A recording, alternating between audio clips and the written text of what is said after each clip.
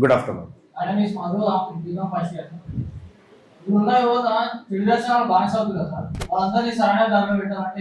అసలు వానికి ఒకటి యువత వ్యసనాలకు బానిస అవుతుంది అని అంటే దీనికి కారణం ఎవరు?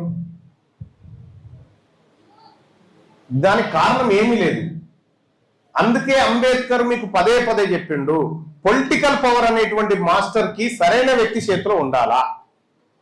ఇవాళ ఇక్కడ మన తెలంగాణ రాష్ట్రంలో ఉన్నటువంటి యువత చాలా మంది, నేను పూర్తిగా అందరిని అంటాను, చాలా మంది సాయంత్రం అయితే వాని బర్త్డేనా వీని బర్త్డేనా, ఈయన దగ్గర కేక్ తీసుకుపోదామా, వాడిస్తాడా ఇయ్యాల దావతు, వీడిస్తాడా దావతు, ఇక్కడనే మీ సగం జీవితం నాశనం అవుతుంది. సగం జీవితం నాశనం అవుతా ఉంది. మీరు నేను పుట్టిన కాబట్టి బతకాలి కానీ నాకెక్కడ జీవితం నాయన ఈ భూమి మీద అనేటువంటి ఆలోచనతో వస్తా ఉన్నారు. అట్లా కాదు. మిమ్మల్ని ఎవరు తయారు కమ్మన్నాడు? మీకంటూ ఒక లక్ష్యం ఉండాలి కదా, మీ జీవితానికి ఒక లక్ష్యం ఉండాలి కదా.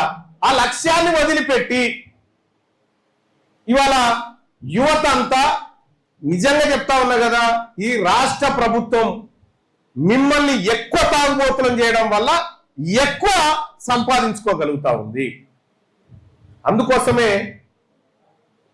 నేను చెప్తా ఉన్నా, ఈ యువతకు చెప్తా ఉన్నా, మీలో మార్పు రావాలి, మీరు విజ్ఞానం వైపు రావాలి, మీరు టెక్నాలజీ వైపు రావాలి, మీరు మీ రీసెర్చ్ డెవలప్ చేసుకోండి, లేకపోతే మీరు ఆగమైపోతారు.